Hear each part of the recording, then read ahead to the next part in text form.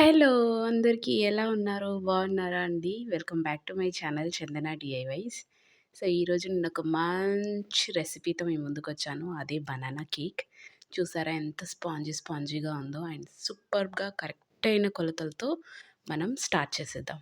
So, ముందుగా ఇక్కడ నేను 3 టేబుల్ స్పూన్ షుగర్ తీసుకుంటున్నాను.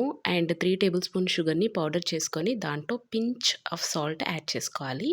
అలాగే దాంట్లోనే పావు కప్పు ఆయిల్ కూడా యాడ్ చేసుకోవాలి. అలాగే పావు కప్పు పాలు కూడా యాడ్ చేసుకోవాలి. కాగబెట్టుకొని చల్లార్చినయి. దీన్ని మిక్సీ పట్టేసుకోవాలి. ఇలా స్మూత్ పేస్ట్ లాగా పట్టుకోవాలి. ఎందుకు మిక్సీ అంటే ఇక్కడ మనం బీటర్ యూజ్ చేయట్లేదు. ఒక 2 నిమిషాలు మనం ఇలా మిక్సీ పట్టేసుకుంటే సూపర్ ఫ్లఫీగా ఉంటుంది.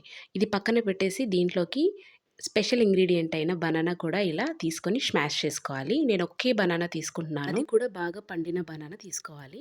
సో, దాంట్లోకి మనం ముందుగా మిక్సీ పట్టేసుకున్న పేస్ట్‌ని కూడా యాడ్ చేసుకొని దాంట్లోనే 1:30 కప్పుల మైదా, half tablespoon baking powder, half tablespoon baking soda వేసుకొని బాగా మిక్స్ చేసుకోవాలి.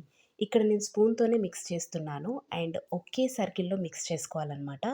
Either left or right. So, mix చేసేసుకున్న తర్వాత దాన్ని ఇక 2 టైప్స్ ఆఫ్ బౌల్‌లోకి తీసుకున్నాను నేను. ఒకటొచ్చేసి లిటిల్ మీడియం కప్, రెండవది స్మాల్ కప్ అనమాట. ఇలా రెండిట్లోకి తీసుకున్న తర్వాత దీని మీద చాక్లెట్ సిరప్‌తో స్ప్రెడ్ చేసేసాననమాట. కొంచెం డిఫరెంట్‌గా టేస్ట్ కూడా బావుంటుంది పైన అని. సో, ఇలా ప్రిపేర్ చేసుకున్న దాన్ని మనము ఓవెన్ అవసరం లేదు.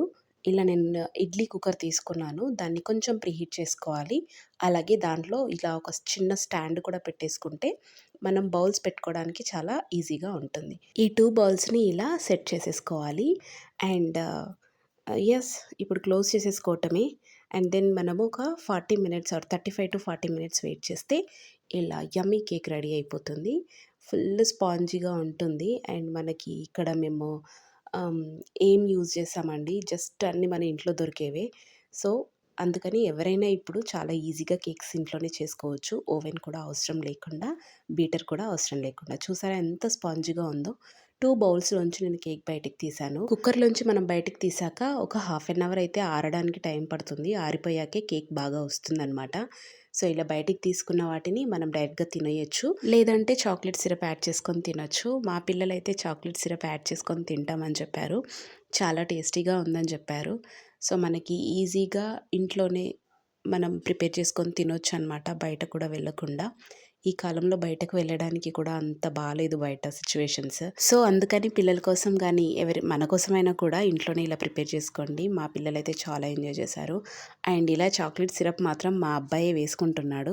వాడికి చాక్లెట్ అంటే చాలా ఇష్టం. పిల్లలకి ఎవరికైనా చాక్లెట్స్ అంటే ఇష్టం కాబట్టి చాక్లెట్ సిరప్ కూడా ఇంట్లోనే ఈజీగా చేసేసుకోవచ్చు. అది కూడా వీడియో కావాలంటే చెప్పండి, డెఫినెట్‌గా అప్లోడ్ చేసేస్తాను. And yes, we enjoyed banana cake today. మీరు కూడా ట్రై చేయండి. అండ్ ఎలా వచ్చిందో డెఫినెట్‌గా కామెంట్ చేయండి. ట్రై చేయండి పక్కా, చాలా బావుంది. వినండి నా మాట. Thank you so much for watching. Like, share and subscribe.